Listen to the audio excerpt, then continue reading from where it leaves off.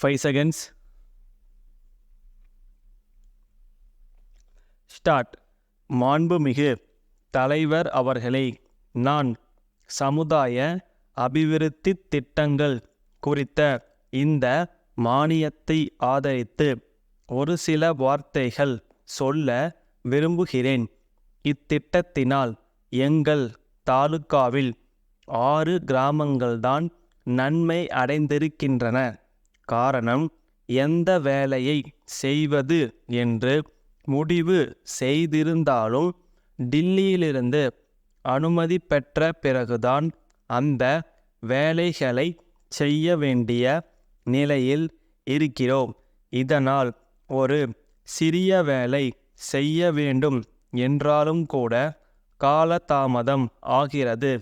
ஆதலால் அடிப்படையில் இருக்கும் இந்த சிக்கலை நீக்குவது ரொம்பவும் அவசியமாக இருக்கிறது என்று நான் கருதுகிறேன். மேலும் வேலைகள் விரைவாக நடைபெறாததற்கு காரணம் சாலை போடுவது என்றாலும் மருத்துவமனை கட்டுவது என்றாலும் அதற்கு வேண்டிய நிலத்தை சில பேர்கள் சுலபமாக விடுவதில்லை. அதனால் சில வேலைகள் தடைப்பட்டு நின்று விடுகின்றன. இதற்கெல்லாம் ஒரு சட்டம் இருந்தால் நல்லது என்று நான் கருதுகிறேன். இத்திட்டத்தின் கீழ் பணம் ஒதுக்கப்படுகிறது. இதற்கெல்லாம் திட்டம் தயாராக இருக்கிறதா என்பது எனக்கு தெரியவில்லை.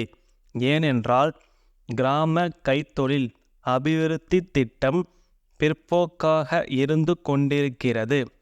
தேனீ வளர்ப்பு போன்றவைகளை செய்தால் ஒவ்வொரு சிறிய விவசாயிக்கும் உபரி வருமானம் கிடைக்கும். இன்னும் கோழிகள் வளர்ப்பது போன்றவை பல கிராமங்களில் பழைய முறையிலேதான் நடந்து வருகின்றன. அதை நவீன முறையில் செய்வதற்கு உற்சாகம் அளித்தால் அதன் மூலம் நாம் டாலர்களை கூட சம்பாதிக்க முடியும்.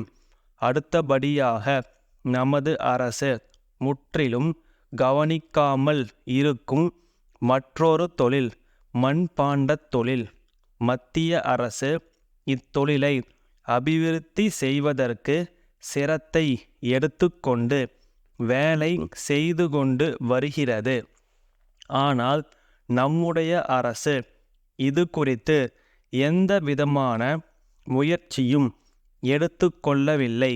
அந்த தொழில் நாகரிகத்திற்கு சின்னமாக இருக்கும் தொழில். அது இப்பொழுது அழிந்து விடக்கூடிய நிலையில் இருக்கிறது. கிராமங்களில் மண்பாண்டங்கள் செய்வதற்கு வேண்டிய மண் கிடைப்பதில்லை. விறகும் சரியாக கிடைப்பதில்லை. அதனால் மண்பாண்டங்கள் செய்வதற்கு அவர்களுக்கு தரிசு நிலங்களையும் அவர்களுக்கு மண் கிடைக்கக்கூடிய நிலங்களையும் ஜாரி செய்து கொடுக்க வேண்டுமென்று கேட்டுக்கொள்கிறேன். காடுகளுக்கு பக்கத்தில் இருக்கும் மண்பாண்டம் செய்கிறவர்களுக்கு காடுகளிலிருந்து விறகுகளை வெட்டி கொள்வதற்கும் தாராளமாக அனுமதி வழங்க வேண்டும்.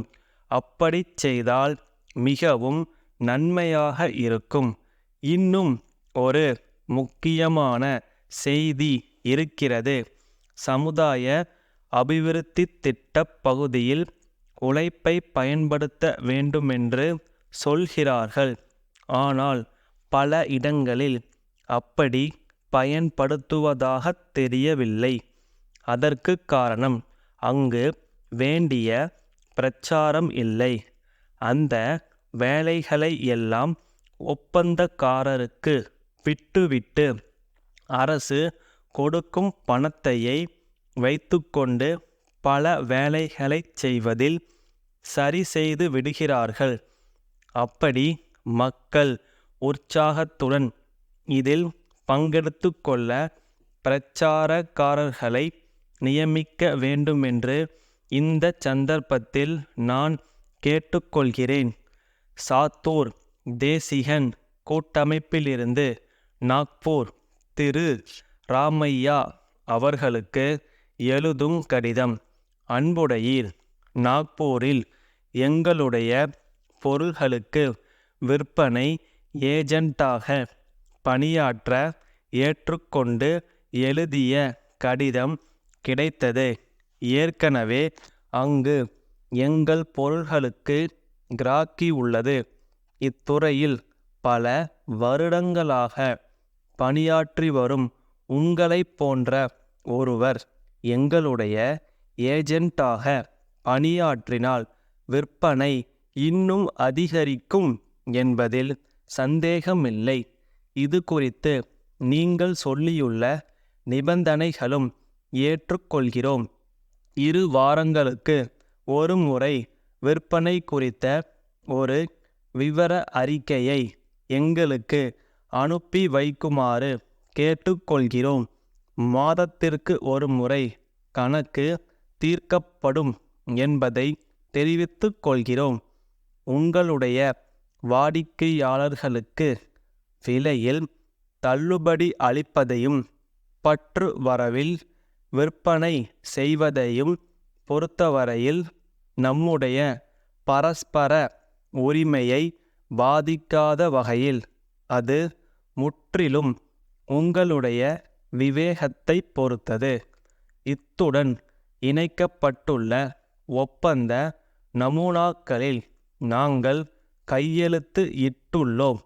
ஒரு நகலில் தாங்களும் கையெழுத்திட்டு அதை எங்களுக்கு அனுப்பி வைக்குமாறு கேட்டுக்கொள்ளுகிறோம்.